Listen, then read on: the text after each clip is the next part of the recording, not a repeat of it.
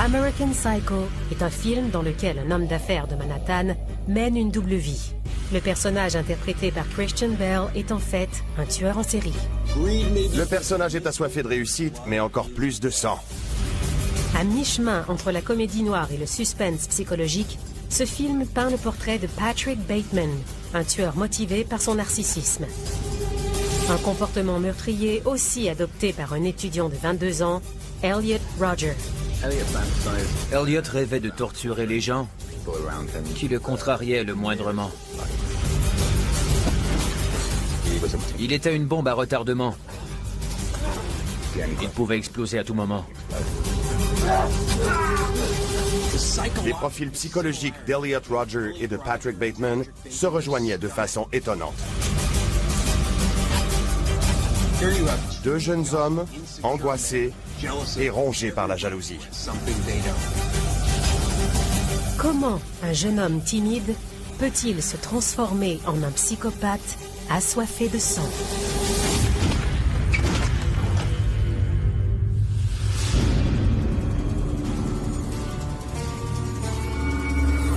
Somebody has to be the best in the business.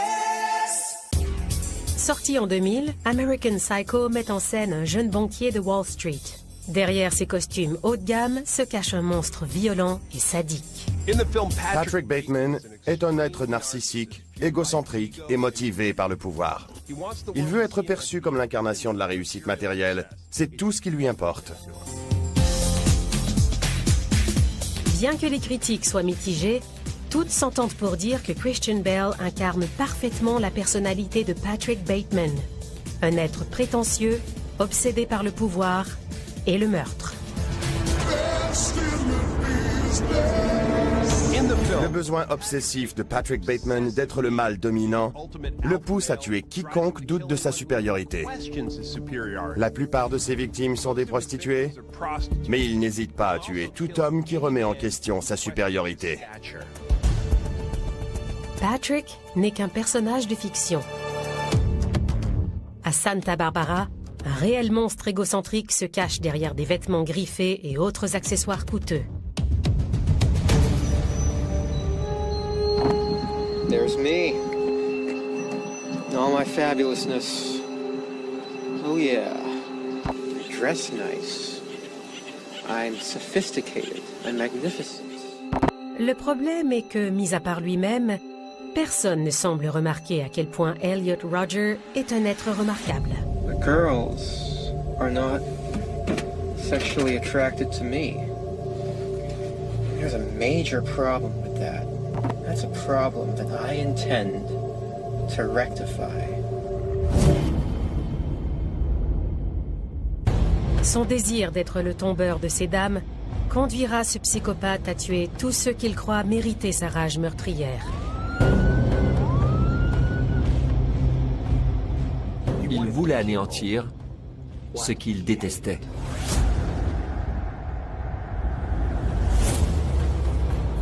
Elliot Rodger haïssait les gens heureux.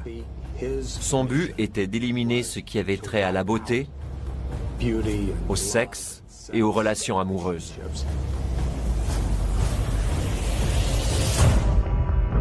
À l'image de Patrick Bateman, qui narre son histoire à la première personne, Elliot Rodger relate sa propre descente aux enfers dans un manifeste de plus de 107 000 mots.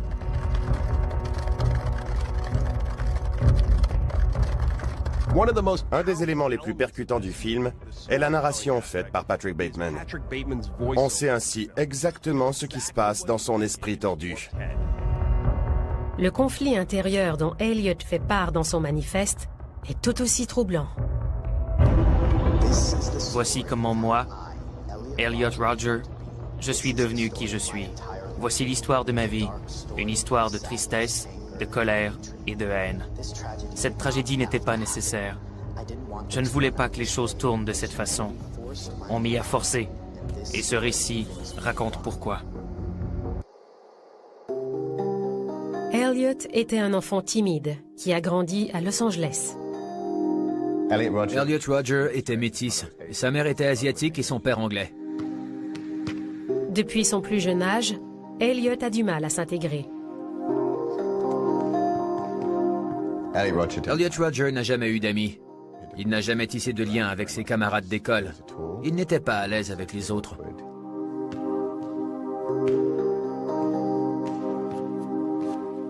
C'était un enfant solitaire qui jouait souvent seul.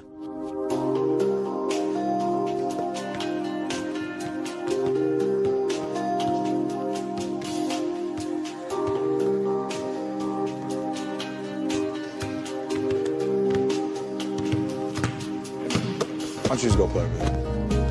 Yeah, just go play over there. Right, yeah. Elliot parle de cette période de sa vie dans son manifeste. À l'école, les gars populaires étaient toujours admirés par les autres. Leur apparence, leurs vêtements et leur attitude les rendaient spéciaux. Ils se sentaient exclus. On ne saura jamais si ce sentiment de rejet provenait de ses origines métisses.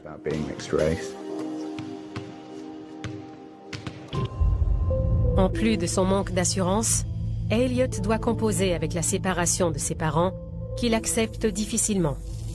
Les parents d'Elliot ont divorcé et ça a bouleversé sa vie. Cet événement n'a fait qu'aggraver la situation. Les choses se dégradent alors que son père se remarie, peu de temps après le divorce. Elliot,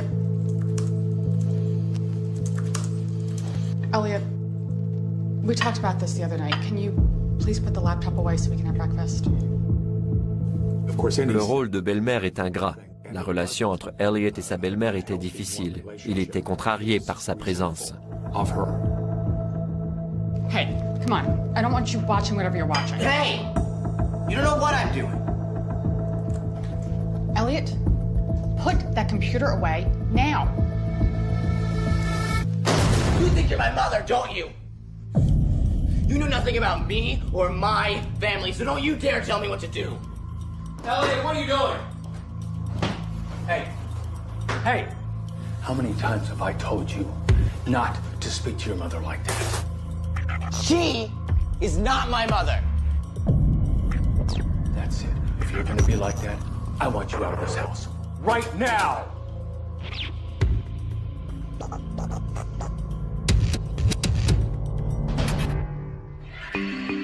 La vie chez sa mère est un peu plus agréable. Elliot profite des relations qu'elle entretient avec l'élite d'Hollywood, ce qui met un baume sur ses malheurs. Comme sa mère travaillait à Hollywood, il participait à des soirées de célébrités.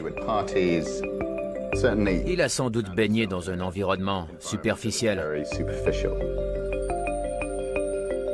Il allait à des événements prestigieux, il savourait ces moments. Il a assisté aux avant-premières de Star Wars. C'était exceptionnel pour lui, mais cruel à la fois, car ça ne faisait que le mettre en appétit. Have you guys seen my white shirt? You know the car comes in 20 minutes. You think I don't know? That's why I'm trying to find my white shirt. Elliot, you don't need that shirt. You can wear the one from, I think it was 2 weeks ago at that other premiere. I can't wear the same thing. It's unprofessional. Seriously, we've got to get going. Go get dressed. Il faisait partie des privilégiés à peu de choses près. Selon lui, le divorce de ses parents diminuait sa position sociale. En marge de l'élite hollywoodienne et sans véritable ami, Elliot surmonte sa solitude en se plongeant dans les jeux vidéo violents. Elliot, video games again? It's too much screen time. Elliot, you need to get out. You need to call some friends and meet people and talk to people. Please. Il s'assoyait devant l'ordinateur et pouvait passer des heures et des heures à jouer. Il n'avait pas besoin de créer des liens avec les autres. C'était pour lui l'idéal. L'angoisse d'Elliot s'accroît alors qu'il atteint la puberté et qu'il s'intéresse aux filles.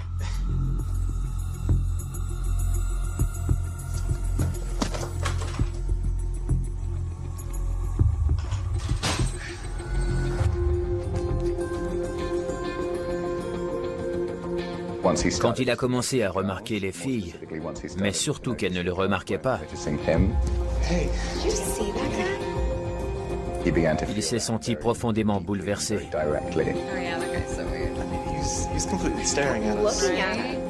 Ça a été très douloureux.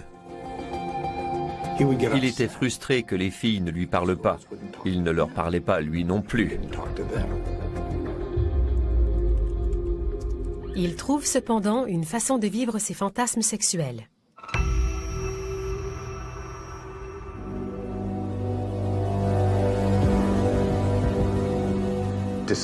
La pornographie a été pour Elliot comme la fenêtre sur tout ce dont il avait été privé. La douleur du rejet se transforme pour Elliot en sentiment de colère. Il était jaloux des garçons qui parlaient aux filles et qui avaient des relations sexuelles. Les années difficiles du cours secondaire se terminent en 2010, alors qu'Elliot obtient son diplôme. Il souffre de solitude et n'a aucun projet concret d'avenir. Peter, I'm really concerned about Elliot.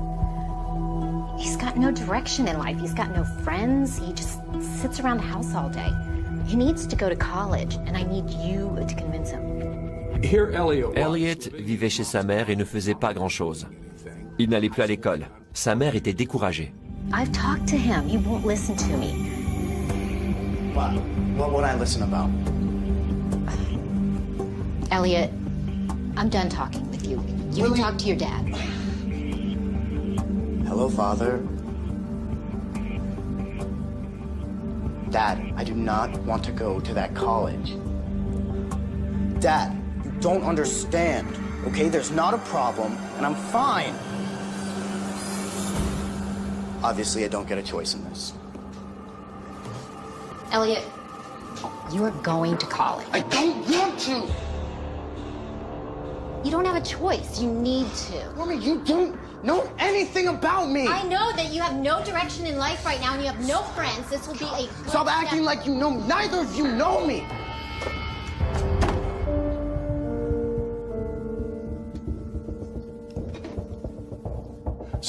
Ses parents ont décidé de le préparer à l'université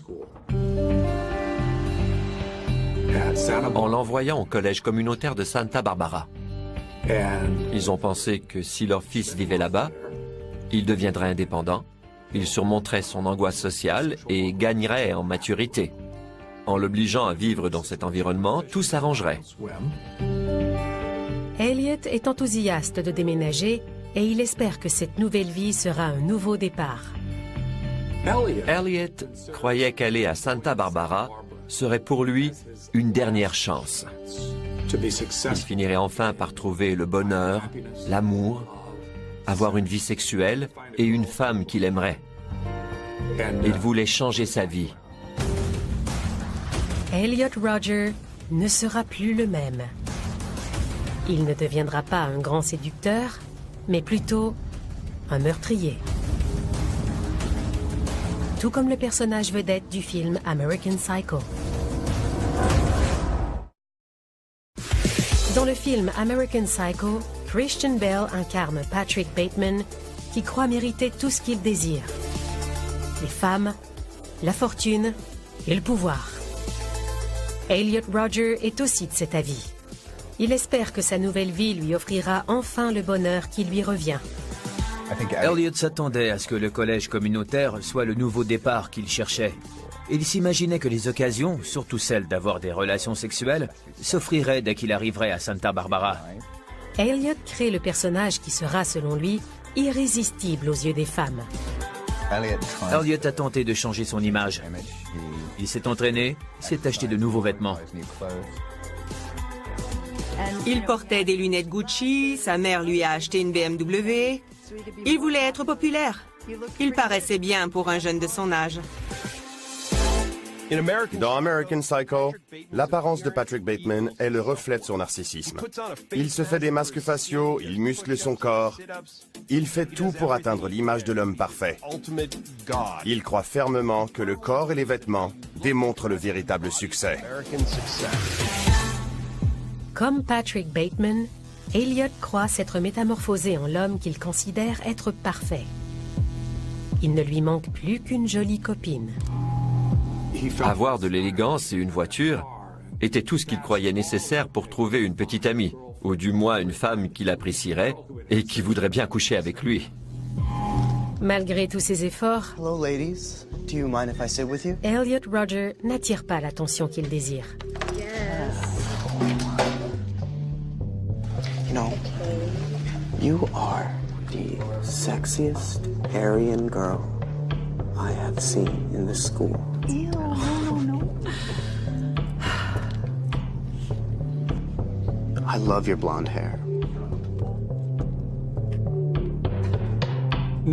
Il n'arrivait pas à se trouver une copine. Il ne savait pas comment faire.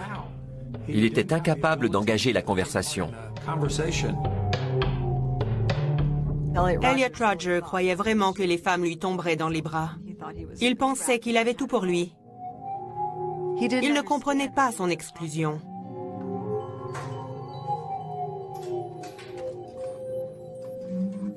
Si on compare American Psycho et Elliot Rodger, on voit qu'Elliot a le même ego que Patrick Bateman. Sauf que Patrick Bateman couchait avec des femmes. Elliot exprime sa frustration dans des vidéos en ligne. I'm 22 years old and I've never had a girlfriend. I'm still a virgin. I've never had the pleasure of having sex with a girl, sleeping with a girl. And that's just such an injustice because I'm so magnificent. I deserve girls much more than all those slobs I see at my college who are somehow able to walk around with beautiful girls. And that pisses me off because I should be the one with the girls. Selon Elliot, tout ce qu'il vivait était injuste. Il se voyait si grandiose, si exceptionnel, si séduisant, si intelligent. Il se demandait pourquoi les femmes allaient vers d'autres que lui. Il voulait être aimé, et s'il ne l'était pas, personne d'autre ne le serait. Elliot croit que si son apparence n'est pas la raison de son malheur, ce doit être autre chose. Elliot en est venu à la conclusion qu'il pouvait trouver le bonheur grâce à l'argent. Il attirerait de belles femmes qu'il aimerait pour son argent. Il a donc tenté de devenir riche grâce à la loterie.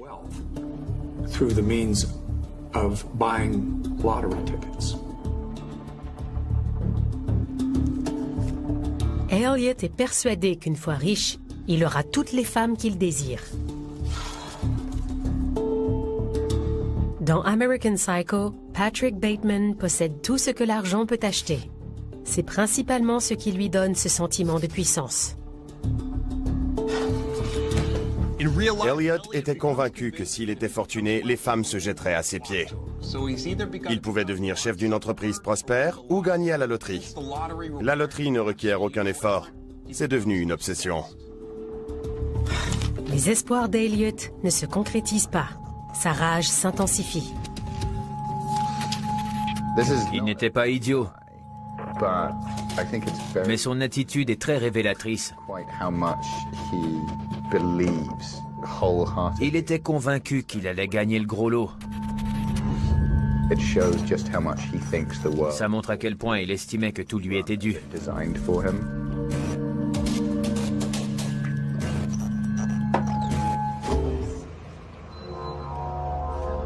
Elliot commence à s'en prendre à ceux qui possèdent ce qu'il convoite si désespérément. Keep the change. Ce qu'il croit mériter.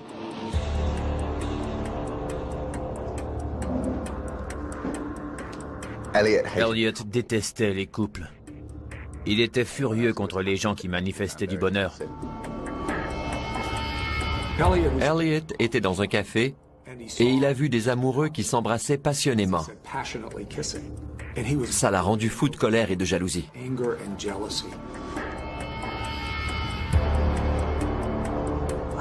Je souhaitais leur malheur. Je voulais leur faire subir d'horribles souffrances. C'est alors que j'ai compris que je pouvais les faire souffrir.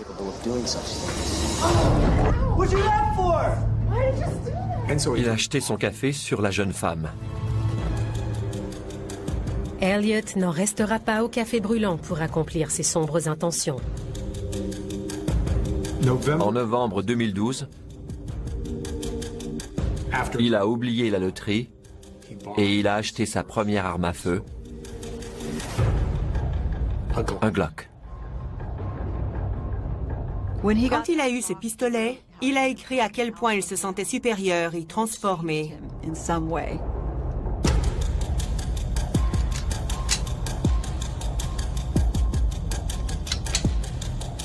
Peu après, il s'est procuré une autre arme à feu, selon lui plus efficace. En tout, il s'est acheté 3 armes et beaucoup de munitions. Elliot savoure le sentiment de pouvoir que lui donnent ses pistolets. Il lui vient une idée. Punir les responsables de sa frustration. I desire girls. I'm sexually attracted to girls. But girls are not sexually attracted to me. There's a major problem with that. Elliot n'avait jamais été embrassé ni n'avait eu de relations sexuelles. Il voulait se venger. That's a problem that I intend to rectify.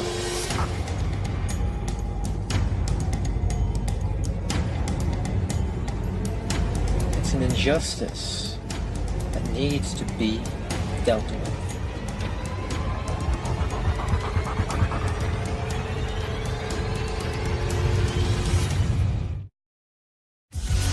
Patrick Bateman est le personnage principal du film American Psycho, incarné par Christian Bale. Un homme poussé au pire meurtre par la jalousie, l'insécurité et le narcissisme. Dans le film, l'élément déclencheur de la folie meurtrière de Patrick Bateman se résume à un moment. Lui et ses collègues sont autour d'une table de conférence et tous sortent leurs cartes professionnelles. Cette scène est mémorable. L'opinion que se fait Bateman d'une personne se limite à ce tout petit morceau de carton. Si la carte est minable, la personne l'est aussi. L'envie que ressent Bateman à la vue d'une carte d'excellente qualité se transforme en haine grandissante au cours du film.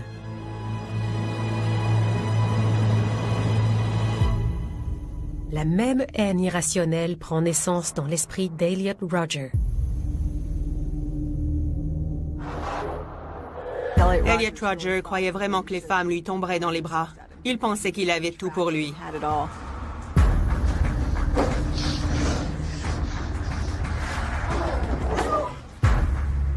Pendant cette période de sa vie, Elliot doit cohabiter avec 2 autres étudiants, ce qui ne fait qu'alimenter la rage qu'il ressent. Hey, I'm missing a few beers. Do you know where they could be? No, I haven't seen them. Are you sure? Yeah, I'm sure. Il habitait avec 2 Asiatiques. Comme il n'acceptait pas d'être à moitié asiatique, il était jaloux d'eux. Look, you cannot take from me just because of your problems. Okay? I know it's hard not having as much money, but to steal from me is not okay, and I want them back right now. No, the poor thing is getting old. You stole from me! I didn't steal from you. Yes, you did! Where are they? Show me where they are! Il détestait ces garçons. Look, you cannot take from me just because of your problems. At least I'm not an asshole. I'm just trying to watch TV, man. Just shut up. I'm expecting those beers back. I didn't take your beers, man. Puis, le ressentiment d'Elliot ne fait qu'augmenter.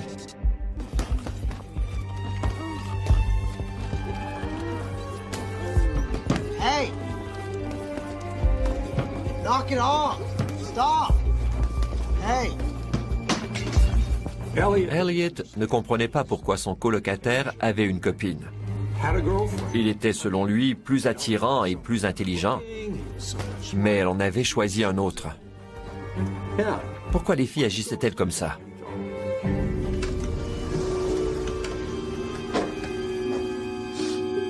Did you have a good night? Yeah. Sounded like it. Yeah.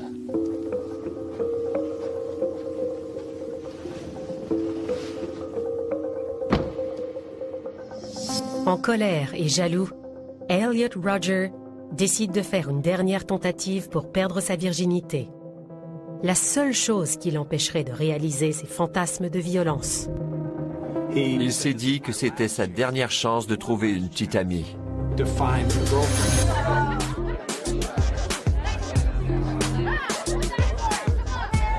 Elliot se rend à une fête dans une résidence d'étudiantes sur le campus.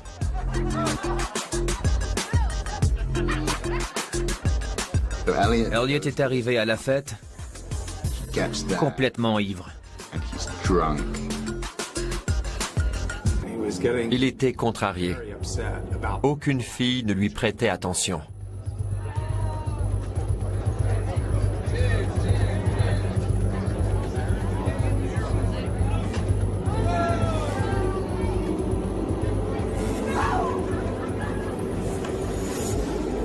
Il s'est fait chasser de la fête. Il s'est fait bousculer. Il est retourné chez lui et c'est à ce moment qu'il a élaboré son plan d'attaque.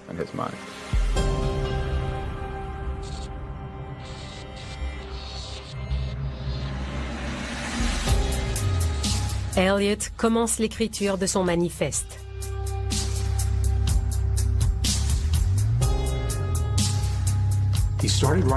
C'est alors qu'il a écrit ce long récit de plus de 100 000 mots.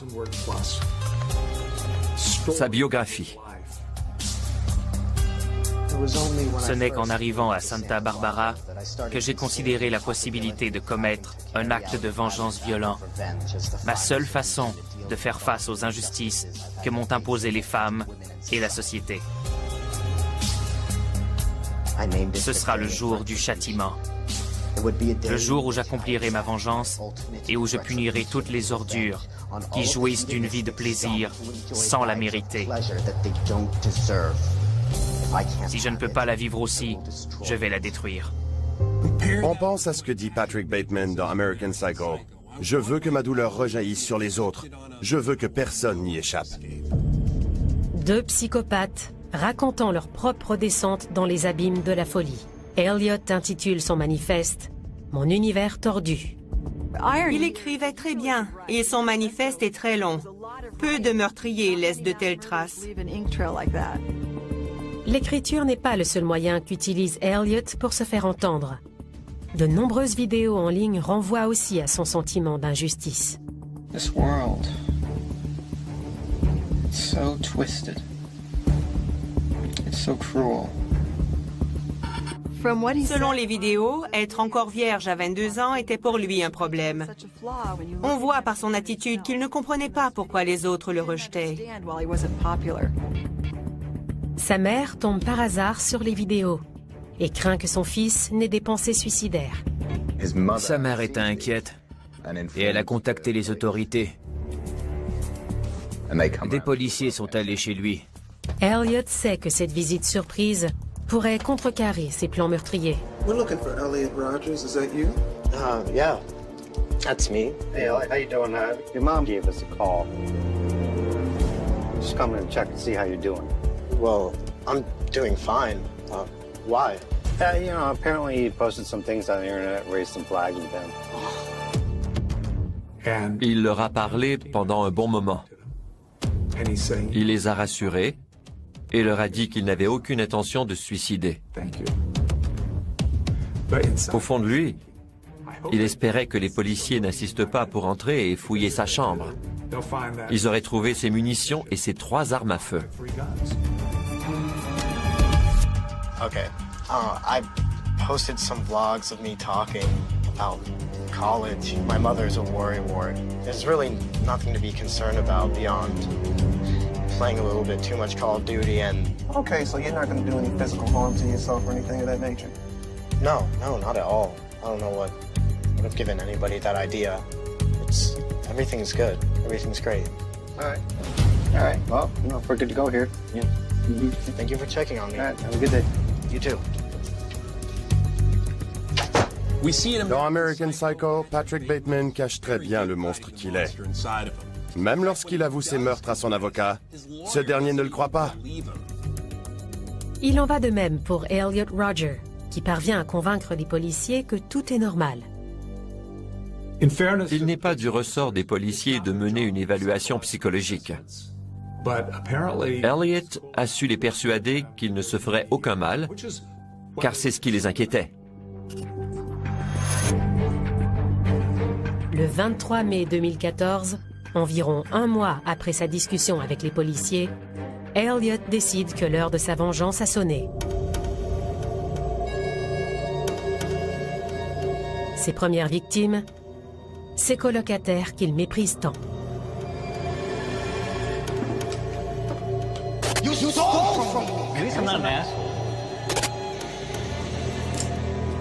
Elliot avait minutieusement prévu son plan. Il savait comment il procéderait et l'heure à laquelle ses colocataires rentraient.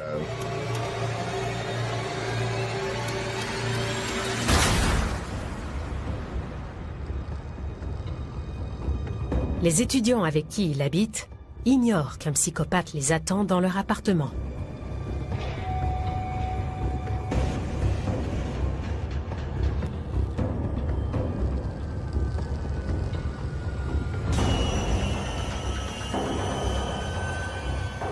Elliot Rodger voulait les tuer un à la fois.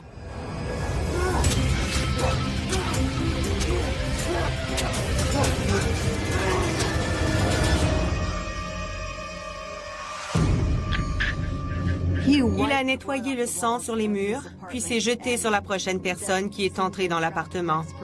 C'était un ami de ses colocataires.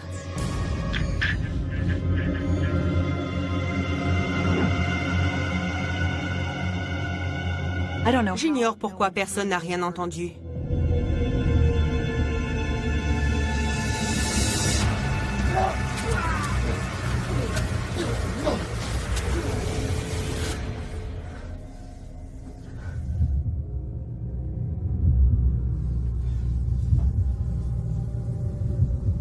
Il a méthodiquement tué ses colocataires, ainsi qu'un de leurs amis.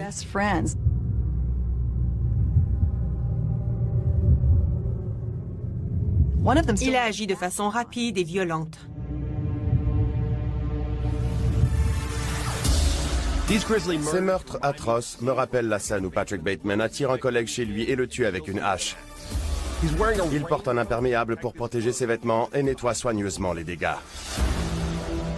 Les premières victimes d'Elliot sont ses colocataires James Hong et David Wang, tous les deux âgés de 20 ans, et leur ami George Chen, 19 ans.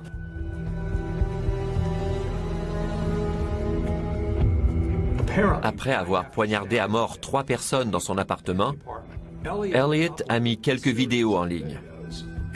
Il a ensuite envoyé son récit « Mon univers tordu » à sa mère et à d'autres personnes. Puis il a pris sa voiture.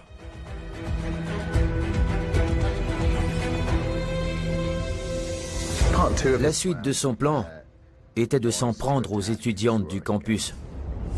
Elles étaient à la fois l'objet de son désir et la cause de sa douleur. Ce qu'il convoitait, mais qu'il n'aurait jamais. En pleine nuit, Elliot se rend à une résidence d'étudiantes pour abattre toutes celles qui s'y trouvent.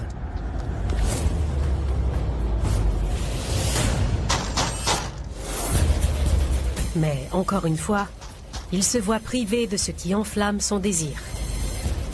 Il a frappé à la porte, mais les étudiantes l'ont vu de l'intérieur et ont refusé de lui ouvrir. Cet acte de rejet sera pour Elliot le début de la fin. Dans le film American Psycho, Patrick Bateman est un être narcissique, jaloux et condescendant. C'est ce qui l'amène à assassiner ses collègues, ses copines et des prostituées. Bateman tue parce qu'il croit être le seul digne d'une carte professionnelle de qualité, de clients prestigieux et d'une table dans les meilleurs restaurants. Quant à lui, Elliot Rodger croit mériter l'attention de toutes les filles. Selon Elliot, tout ce qu'il vivait était injuste. Il se voyait si grandiose et incroyable, mais il n'obtenait pas ce qu'il voulait. I will not let this fly. It's an injustice that needs to be dealt with. Il voulait être aimé, et s'il ne l'était pas, personne d'autre ne le serait.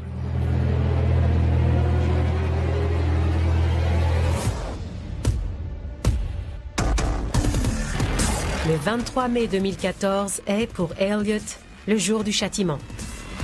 Il poignarde à mort ses 2 colocataires et leur ami. Ces meurtres ne sont en fait que le début de son horrible plan.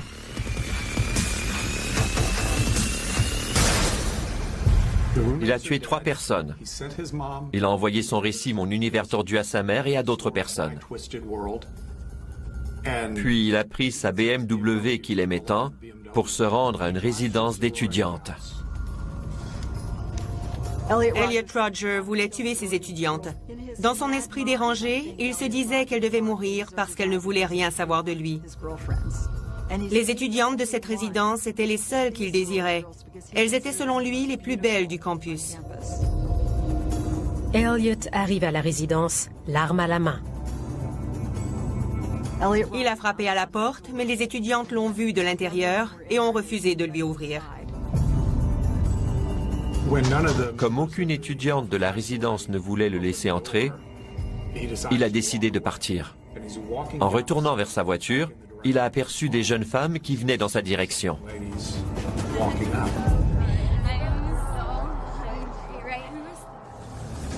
Il leur a tiré dessus.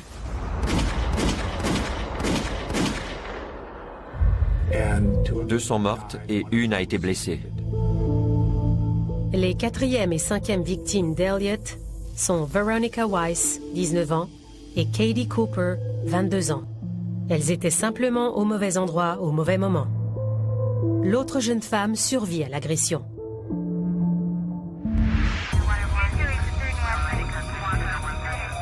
Au moment de l'attaque, des gens ont appelé les urgences et le service de police du comté de Santa Barbara.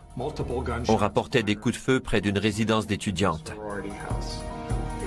Les policiers se sont rendus sur place.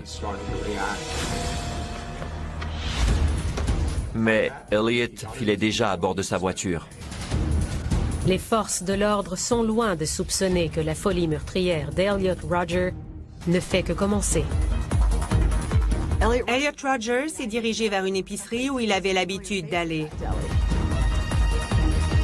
Les étudiants qui fréquentent l'endroit ce soir-là ignorent tout de l'horreur qui les attend. Il est descendu de voiture.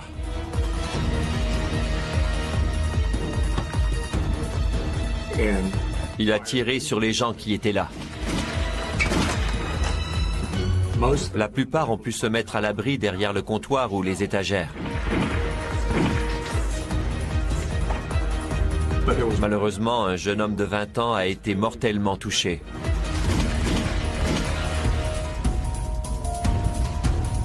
Elliot Rodger vient de faire sa 6e victime, Chris Martinez.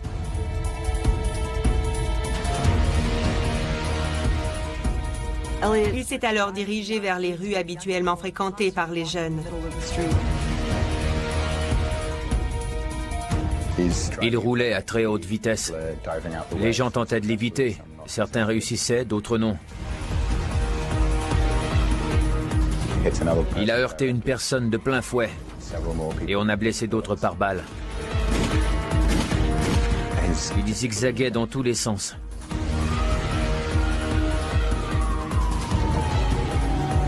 Il tirait sur les gens, les policiers derrière lui. La chasse à l'homme est ouverte, mais la saga meurtrière d'Elliot Rodger n'est pas terminée. Le 23 mai 2014, un étudiant de 22 ans sème la terreur à Santa Barbara. La copie meurtrière d'American Psycho, Elliot Rodger, déploie sa vengeance. Elliot a envoyé son manifeste intitulé Mon univers tordu à 21h17. Il a pris sa voiture et ses armes et il est allé déverser sa haine. Les parents d'Elliot ignorent l'ampleur du drame que planifie leur fils. La panique s'empare d'eux lorsqu'ils reçoivent le fameux manifeste. Dès que les parents d'Elliot Rodger ont reçu son récit, ils ont su que quelque chose n'allait pas. Ils se sont immédiatement rendus à Santa Barbara. Ils entendent à la radio qu'une tuerie a eu lieu, mais ils sont loin de se douter que leur fils en est l'auteur. Après avoir tiré sur les gens à l'épicerie, Elliot est rapidement reparti en voiture. C'est à ce moment que les policiers se sont mis à ses trousses. Tout s'est alors passé très vite. Les policiers pouvaient identifier sa voiture. Ils l'ont poursuivi. Des coups de feu ont été échangés et Elliot a été atteint à la jambe gauche. Ensuite, on ne sait pas s'il a perdu le contrôle de son véhicule ou s'il a intentionnellement heurté un cycliste et embouti une voiture. Elliot pourrait à tout moment sortir de sa voiture et tirer sur les policiers. Les policiers se sont approchés de la voiture très prudemment. I'm going in.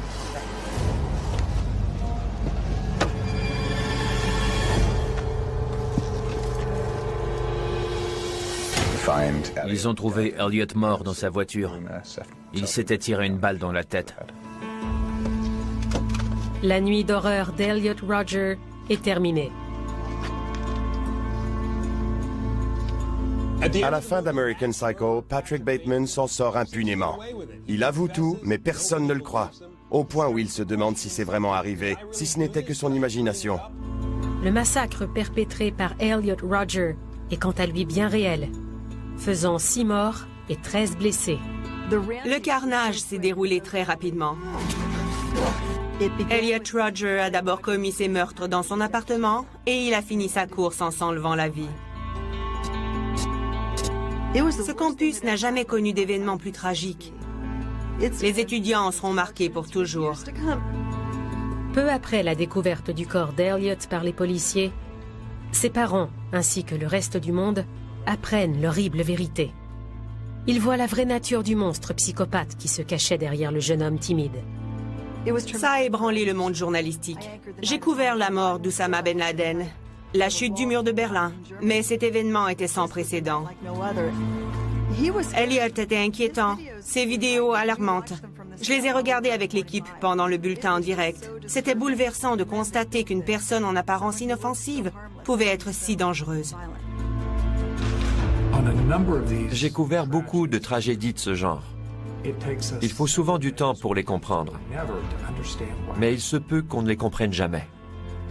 Dans ce cas-ci, on peut regarder les vidéos d'Elliot Rodger et lire son manifeste. On a beaucoup d'indices sur ce qui a mené à ce drame. C'est un des éléments qui fait toute la différence dans ce cas.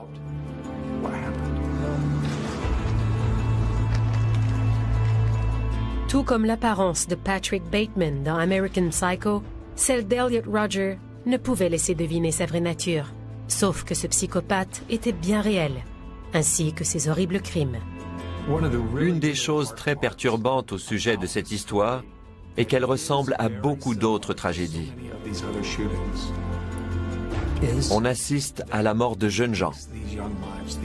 Prenez les premières victimes, les colocataires. Ils étaient de jeunes hommes intelligents et ambitieux. Ils étaient promis un brillant avenir.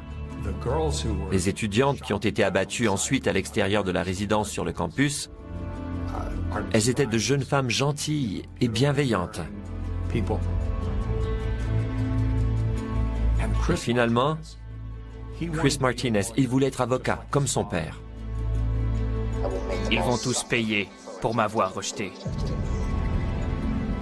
Des avenirs prometteurs, tragiquement détruits par la main d'un psychopathe narcissique.